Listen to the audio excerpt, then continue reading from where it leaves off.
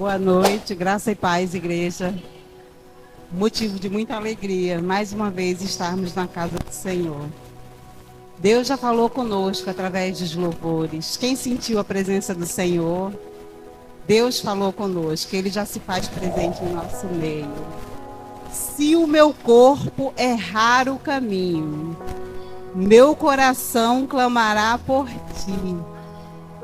Deus, isso é lindo demais, né? Me vestes com roupas novas, Senhor. Me vestes nessa noite com roupas de santidade. Que roupas são essas, Senhor? São as roupas que o Senhor deseja que nós andemos com ela. Não se trata de roupa material, não, gente. É espiritual. É deixar aquilo que aborrece ao Senhor. É deixar aquilo que entristece o coração de Deus de lado. Não fazer mais parte de você. E se vestir de algo novo. Se vestir de amor. Se vestir de bondade. De misericórdia. Se vestir de paz. De alegria. Se vestir de mansidão. É isso que o Senhor quer de nós essa noite. Vamos abrir as nossas Bíblias em Êxodo. Êxodo 1. Êxodo 1, a partir do 15.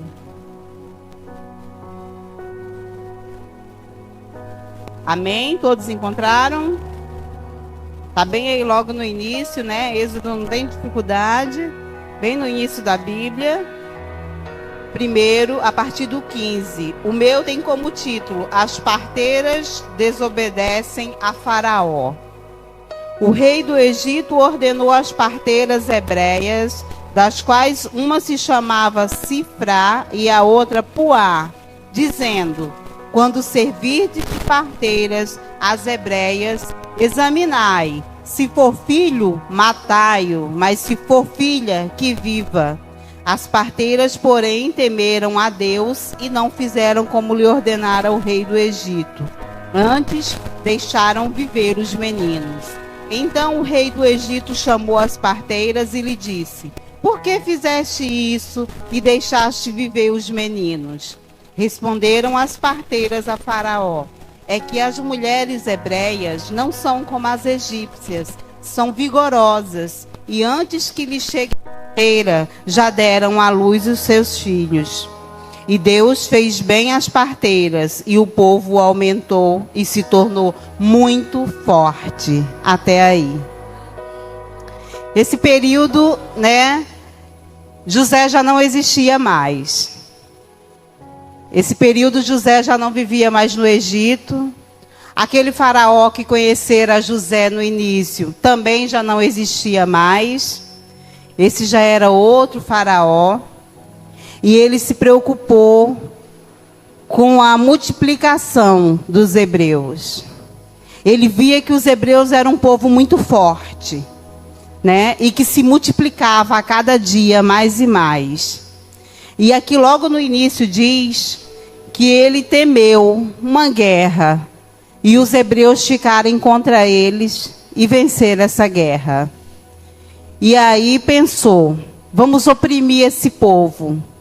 Vamos fazer com que esse povo trabalhe cada vez mais. Trabalhe muito, a ponto deles não aguentarem a carga de tão pesada que é. E colocou os hebreus para construírem palácios, grandes pirâmides. Aquelas pirâmides todas que existem foram os hebreus que construíram.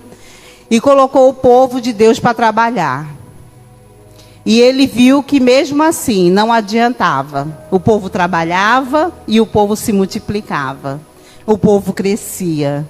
Mesmo diante de tanta opressão, mesmo diante de tanto trabalho, o povo continuava a crescer. E aí ele teve essa mirabolante, né, para não dizer outro nome, ideia de matar os meninos que nascessem. Todo aquele menino que nascer, matar. Se for menina, deixa. Mas se for menino, mata. No capítulo 2, tem aqui o nascimento de Moisés. Fico eu imaginar essa mulher grávida, num período em que foi decretado a morte de todos os filhos homens hebreus. Essa mulher aparece grávida. Fico eu imaginar o turbilhão de emoção que essa mulher viveu. Porque nós que somos mulheres, todas nós aqui que somos mulheres, nós sabemos muito bem como que fica uma mulher grávida, né, no período da gestação. Nós ficamos sensíveis, ficamos chorosas, né? Sempre que temos um problema, a gente corre para olhar as coisinhas do bebê, entendeu? A nossa maior preocupação é o bebê. Sempre que temos um problema, corremos para saber como é que está o bebê. E essa mulher vivendo isso, sabendo que estava grávida, que seu filho ia nascer e que ele não poderia viver. Ele teria que ser morto, pois era um decreto. Foi decretado: todo filho homem hebreu será morto. Mas a palavra de Deus diz que sentenças e decretos que não foram decretados por Deus em nossas vidas, nós não poderemos aceitar. Sentenças e decretos que não vieram da parte de Deus, nós temos que enfrentar com um grande não. Coragem, ter coragem, não é ausência de medo, não. Eu acredito que ela tinha medo, ela e toda a família. Mas ela teve que ter coragem. Ela teve que ter coragem de dar à luz aquela criança e escondê-lo. A Bíblia diz que ela escondeu, conseguiu esconder aquela criança por 3 meses. Imagino eu o choro daquela criança sendo abafado com o soluço daquela mulher, com o medo daquela mãe. Aquela criança chorava de um lado, ela abafava o seu choro e chorava mais alto que a criança. Porque ela tinha medo. Ela tinha medo de algum soldado estar passando por perto e ouvir. Ela tinha medo, eu acredito que até dos vizinhos. Vizinha que perdeu seu filho poderia dizer: eu perdi o meu, por que ela está com o dela? E ela enfrentou isso tudo durante 3 meses. Até que a palavra de Deus diz que quando completou os 3 meses, ela já não tinha mais como esconder Moisés. E existem problemas na nossa vida que a gente vai segurando, a gente vai abafando, a gente vai fazendo de tudo para segurar com as nossas próprias forças. Só que chega um período que não dá mais.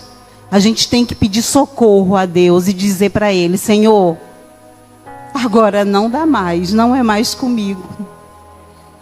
Foram 3 meses, Senhor, nesse sofrimento. Segurei o quanto eu pude. Fiz tudo que estava ao meu alcance. Só que agora eu não consigo mais. Eu te peço, dai-me discernimento. Dai-me sabedoria. Fala comigo, Deus. Me diz o que devo fazer. Porque eu já não sei mais o que fazer. Ele está crescendo, daqui a pouco essa criança está engateando, daqui a pouco essa criança está começando a falar, começando a pedir as coisas. Como que eu vou esconder esse menino, Deus? Me mostra, Senhor, me mostra uma saída. E aí essa mulher tem uma grande ideia. Ela pega um cesto, a Bíblia diz que ela constrói um cesto. E ela prepara esse cesto com muito carinho, com muito amor, com muito cuidado, com muito zelo. Zelo de mãe. Vocês são mulheres, são mãe, vocês sabem o que é isso. Que zelo é esse? Ela prepara esse cesto com betume, para que a água não entre. E ali ela forra o cesto com todo cuidado, ela coloca aquela criança ali dentro. E a palavra de Deus diz que ela vai até o rio Nilo e coloca ele ali nas margens do rio. Mas ela não estava entregando Moisés ao rio Nilo. Ali naquele momento ela entregara Moisés nas mãos do Senhor. Ali naquele momento ela diz em seu coração: aqui, Senhor, eu fiz o que pude, agora é contigo. Eu entrego em tuas mãos. O rio Nilo tinha crocodilo, tinha cobra. Eu acredito que tinha todo tipo de coisas ruins, né? Mas ela confiou num Deus que tudo pode. Ela confiou num Deus poderoso. Ela confiou num Deus que quando o rio Jordão viu, ele se recuou. Ela confiou em um Deus que quando o mar vermelho o viu, ele se abriu. Uma parte foi para um lado, outra parte foi para outra. Ela confiou em um Deus que disse para a tempestade: acalma-te, cala-te. E a tempestade se acalmou. Foi nesse Deus que ela confiou. E o Senhor, como é preparador de tudo, o Senhor sabia muito bem o propósito que ele tinha na vida de Moisés. Ele sabia muito bem o porquê que aquela mulher engravidou naquele período. Um período tão turbulento na vida de uma pessoa e essa pessoa engravidar. Porque ele queria que ela gerasse. O Senhor diz assim para nós nessa noite: gere. Eu quero que cada um de vocês gere. Não importa as circunstâncias. Não importa. Não importa o vento que se levanta. Não importa a sentença que foi dada. Eu quero que vocês gerem. Cada um de vocês estão prontos para gerar? Gerar em qualquer circunstância? Porque aquela mulher gerou. Ela gerou o Salvador de Israel. E ali, a filha do rei se prepara para ir banhar-se à beira do rio. Eu acredito que esse povo, nessa época, tinha hora marcada para banho. Não era qualquer hora. Não era simplesmente qualquer momento dizer assim: eu vou lá, vou me banhar-se agora. Não, não é assim. Ela era uma princesa. Era tudo com hora marcada. O Senhor sabia muito bem o horário dela ir se banhar-se à beira do rio. E Miriam, a irmã de Moisés, a Bíblia diz que ela vai seguindo, vai vigiando, né? O cestinho vai, as águas vão levando, e Miriam vai beirando o rio, vigiando. Miriam são as orações, são as suas orações. As nossas orações, ela vem assim. A gente está ali em meio ao perigo, a correnteza nos levando, mas as nossas orações estão ali, beirando o rio, vigiando você, para que você vá para o lugar certo, a direção certa, o lugar em que o Senhor deseja que você esteja. E ali a princesa escuta um choro. Ela escuta um choro e pede para que suas criadas vá buscar o cesto. E a palavra de Deus diz que quando ela abre aquele cesto, tinha uma linda criança. Aquela criança era diferente. Não era como as demais. Era uma criança especial. Sabe? Deus preparou tudo. Moisés não era uma criança qualquer. Era uma criança que chamou a atenção da princesa. Ela sabia que aquela criança era hebreia. Mas aí, ela decide em seu coração cuidar daquela criança. E quando ela pega aquela criança nos seus braços, imediatamente Miriam aparece e diz: quer que eu procure uma ama de leite para ele? Não perde tempo. De imediato. E aí ela diz: sim, procure uma ama de leite. E Miriam, sábia, volta correndo, acredito ela com o seu coração palpitoso, cheio de alegria, né? Porque sabia que o seu irmãozinho estava salvo. E chega lá e diz: mãe, a senhora não sabe o que aconteceu. A princesa, mãe, a princesa, a filha do faraó, encontrou o nosso pequeno.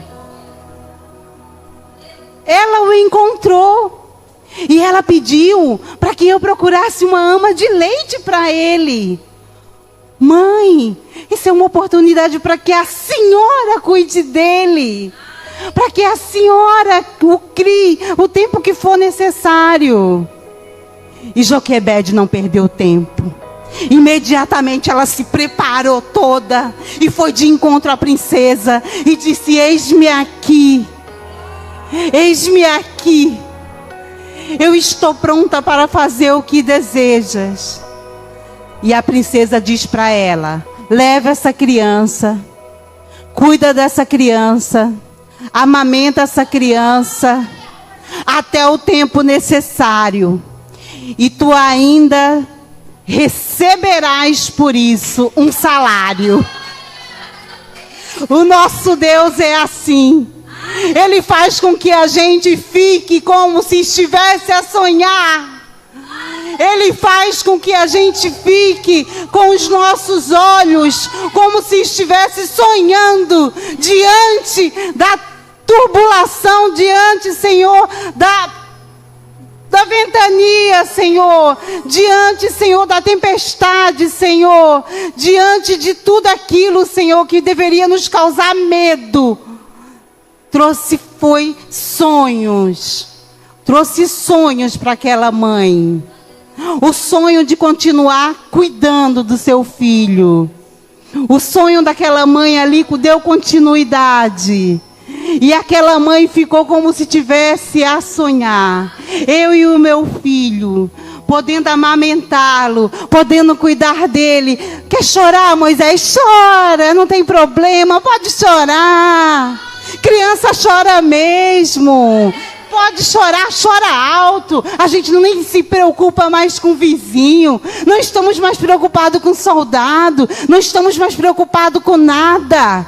Porque o Senhor, Ele tem cuidado de vós. Ele tem cuidado de nós.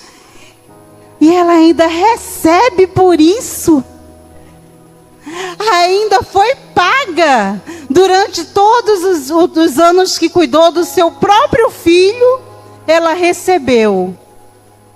E aí, quando ele completa a idade certa, ela o pega pela mão e o leva até a princesa, para que ali ele seja educado, ele seja criado como príncipe, herdeiro daquele que queria matá-lo. O nosso Deus faz assim. O inimigo se levanta para nos derrubar. O inimigo se levanta para nos derrotar. Mas Deus usa o próprio inimigo para te abençoar. O inimigo que te pagou para cuidar da criança, o inimigo que tornou a criança um príncipe, o inimigo que educou aquela criança como deveria ser preparado, porque Deus sabia que Moisés deveria ser criado ali, ele sabia o porquê, ele tinha os propósitos dele, e é assim que o nosso Deus faz. Ele usa aqueles que se levantam contra nós para nos abençoar. Amém? Vamos gerar essa noite. Eu agradeço a oportunidade em nome de Jesus.